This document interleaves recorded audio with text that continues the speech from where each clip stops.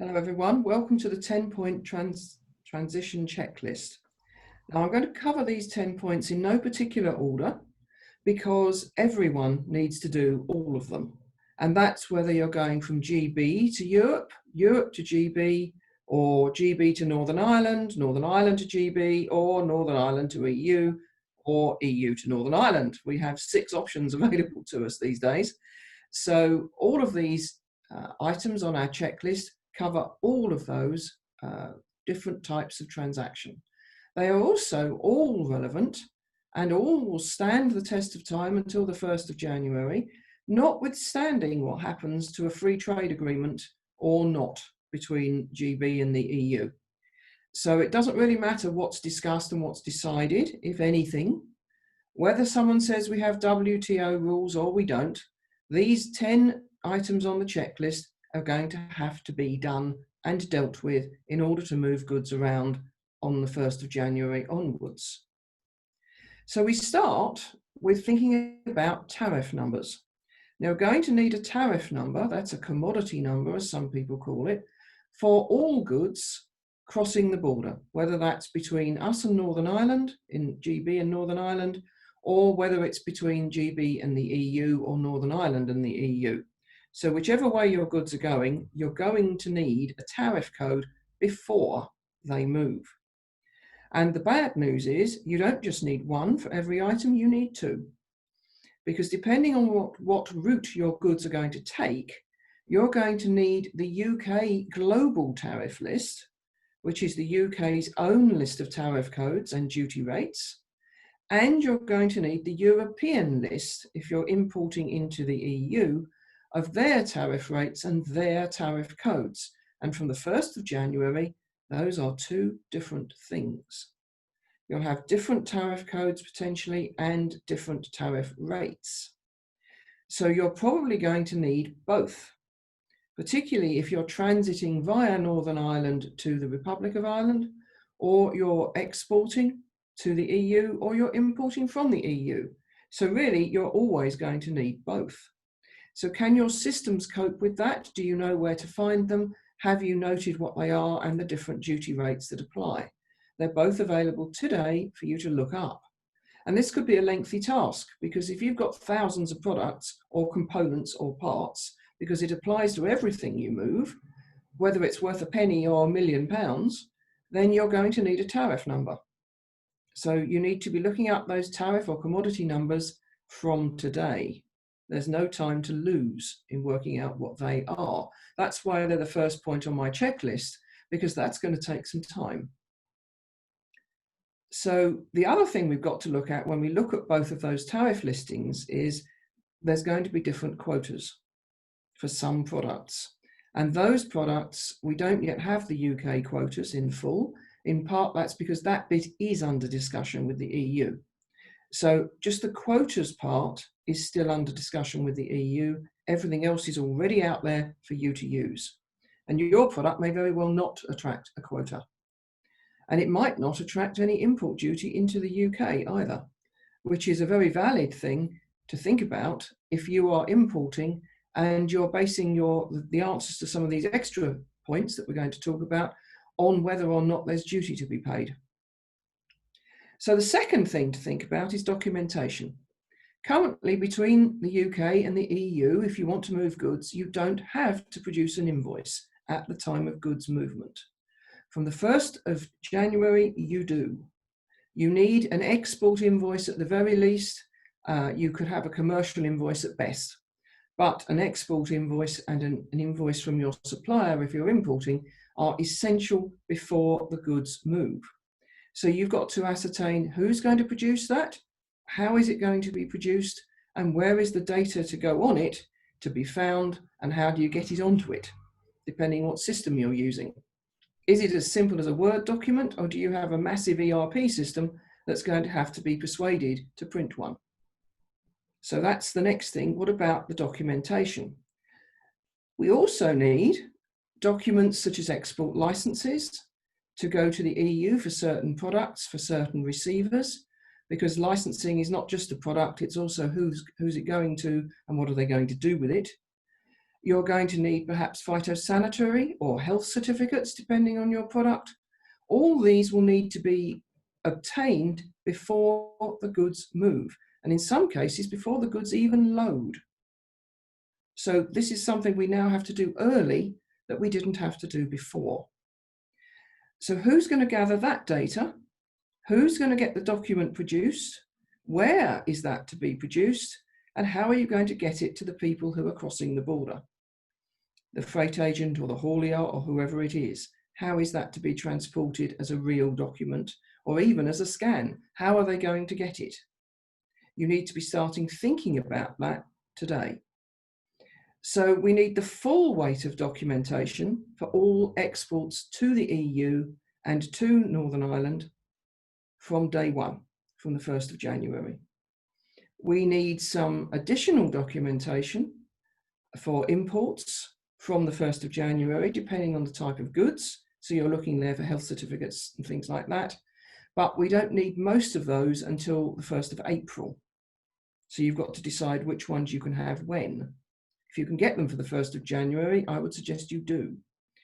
And then we've got to think about, well, everything needs them, all of the documentation from the 1st of July in next year. So we've got 3 phases, but actually they're not really very big phases. You need most things on the 1st of January. And the only products that probably will be excused for until July is going to be goods which are standard goods. Now that could be all sorts of things, but it's not licensable goods. It's not goods that need health certificates or phytosanitary certificates. It's not goods that are subject to anti-dumping or countervailing duty, that sort of thing. All those are controlled goods, not standard goods. So you need to think about whether your goods are classified as standard goods or controlled goods. Our third point is Incoterms. You need to do a review. You need to look at every contract of sale, every contract of purchase that you're working across borders with the EU, and review the Incoterms that should be in them. They might be on the back of your sales orders, they might be on the back of your purchase orders, or they might be in a computer system somewhere per client. But every single goods movement is going to want an Incoterm, and there's 11 Incoterms, but you want to delete 2 completely from your repertoire. And that is Ex Works and DDP, Delivered Duty Paid.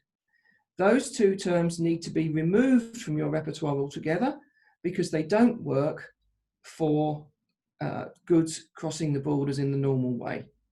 They're terrible risk traps for businesses and shouldn't be used. So let's remember to remove those and go in search of the others. But also remember that 4 of the terms out of the 11 are actually only for goods which are going in a non-containerized way. So that would be break bulk sea freight. And not a lot moves between here and the EU as break bulk sea freight. Some does, but not a lot. So you've got 4 there to delete as well. So you don't want all of the Incoterms for whatever your method of transport, delete Ex Works and DDP, but then check out your mode of transport and make sure you're using an Incoterm that suits your needs. You're probably going to have to change them because there are borders involved now. So look out for those. The next question is, where are your suppliers? Where are your customers? Do you know? That may sound silly, but often people don't know. But because they think they buy it from France, so the goods are coming from France, when actually they're in a warehouse in Poland and they come direct from Poland. It's like when you buy from Amazon, the goods often come from Luxembourg, although you bought it in the UK. So you really need to know actually where the goods are coming from, as well as where the supplier or the buyer sit as a head office, where you're buying from or selling to. You need to review where these people are and particularly where the stock is. Where is that? Because, as I say, that could be somewhere completely different, might not even be in the EU. And that's going to change your needs completely for the border crossing come the 1st of January. So now you do really need to trace those supply chains find those companies. And how are you going to communicate with them? How do you make sure you've discussed your transition planning with them? Because if they're in Europe or Northern Ireland, you're going to have to change things. So who are you talking to? Who's got the authority to change things? How do you get across with them and work with them to make the supply chain work from the 1st of January? You really need to think about who that is and who's doing the talking.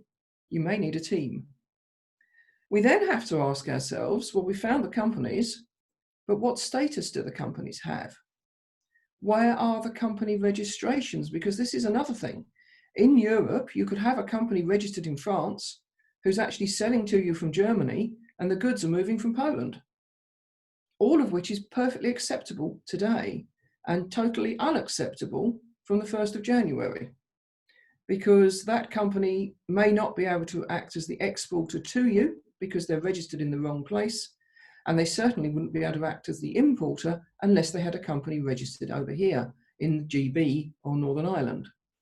So you've got to really think about where these people actually are registered and gather then their registration details. Take up the registration numbers, you're going to need them. Take up their IORI numbers, you're going to need them. If you haven't got one, it takes 10 minutes online. Google UK IORI and get yourself one today. Don't delay that little task any longer. That's free. Just get it out of the way. Look for their VAT numbers. Are they all VAT registered? Are they not? They don't have to be. So, but that will change the paperwork that you have to produce and the things you have to do. So watch out for that. And also things like their registrations for special procedures. You might have inward processing. You might have AEO. Any of those special procedures and registrations and authorizations for each company.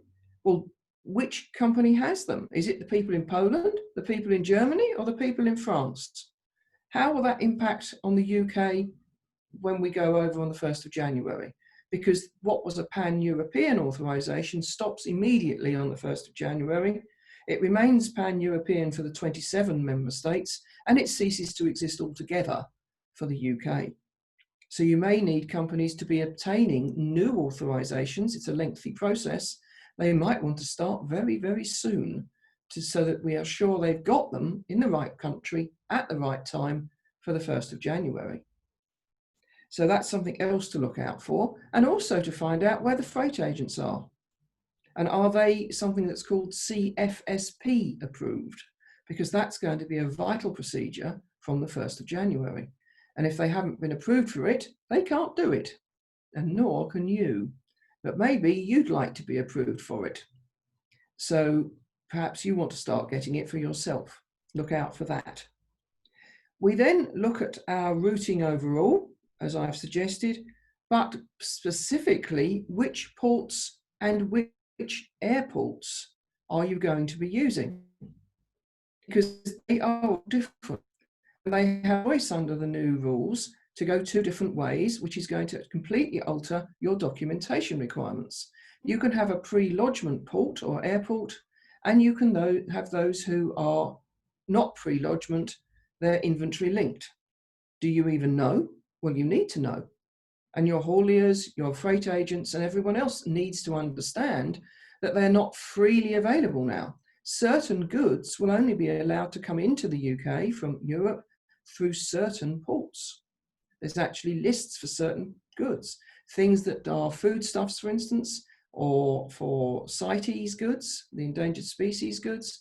There are only certain ports and airports permitted. Is your routing currently using one of those, or isn't it? And therefore you need to change it.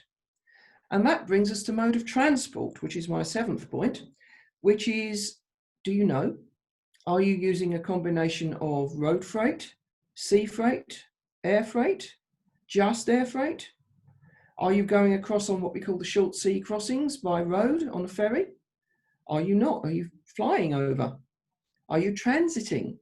Are you choosing to route goods through Europe to somewhere that isn't Europe?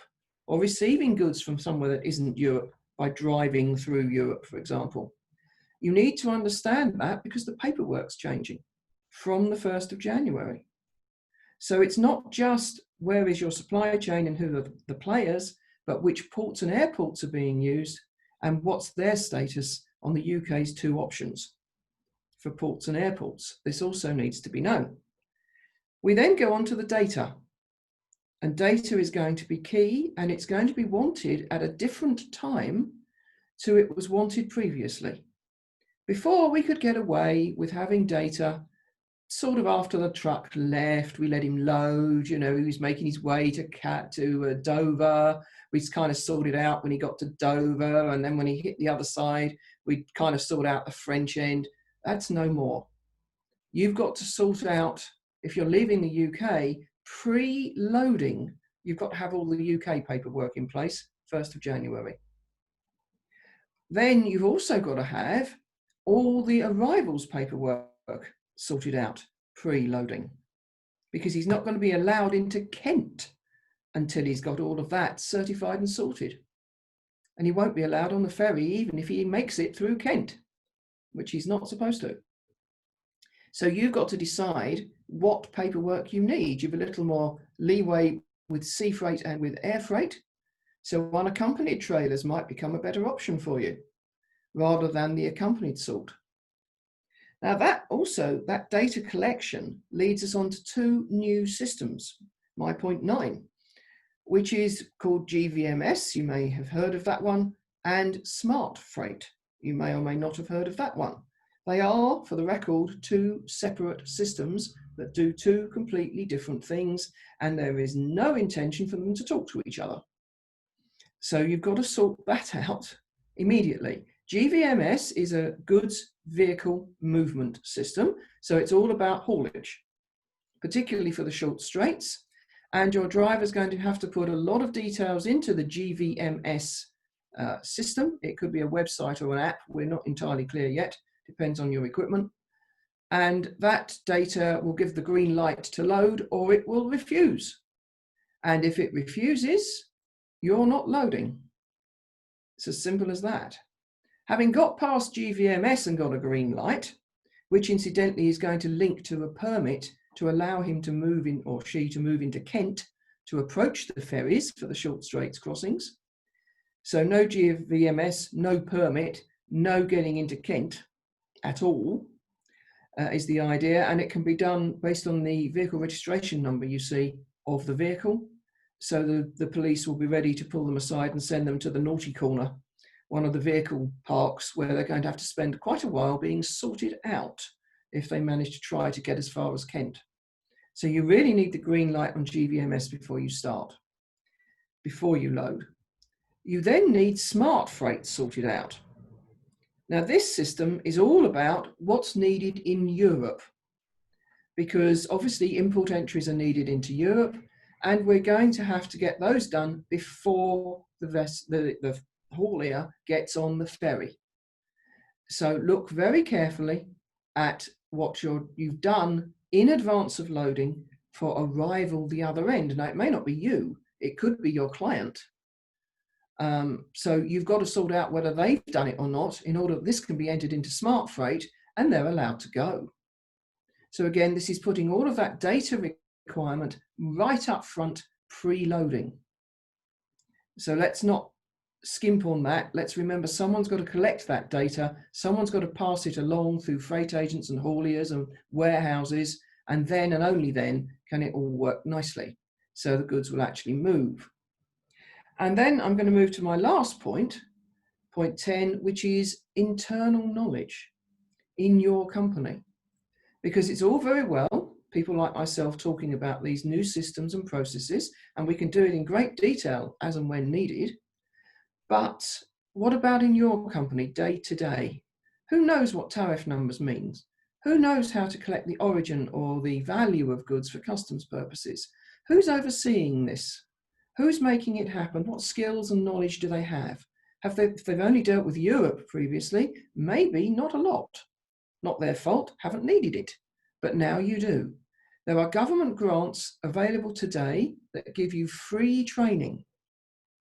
For goodness sake, take advantage. There's plenty of training out there, both online and face-to-face. So take advantage of that and get your grants and make it happen, because the importer and the exporter are legally liable. No one else. just the importer and the exporter, for everything that's said, all of the data, all of the paperwork, everything. So let's be ready for that and be internally ready for that. Now I'll throw that open to questions. Well, thank you, Susan. I'm now going to unmute all of our participants, and please feel free to ask questions. Does anybody have a question?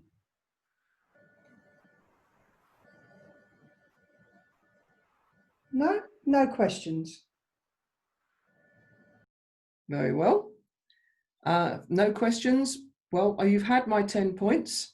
To summarize, tariff, documentation, Incoterms, suppliers, clients, all the players in the supply chain, where are they? Company details for those people. Where are they actually based? Where are their registrations? What are their authorizations? Have they got it sorted for the 1st of January? We then have routing in the supply chain, mode of transport, ports and airports, which ones? That's all going to matter. Where is all this lovely data coming from? Who is doing it? How are they doing it? And when are they doing it? And is that appropriate anymore? We have the 2 new systems to get used to, GVMS and Smart Freight. And we have the internal knowledge in your company.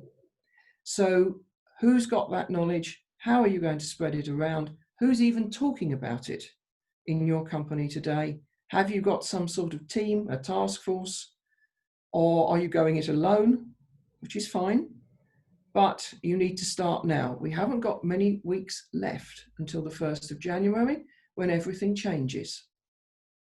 So any more questions at all?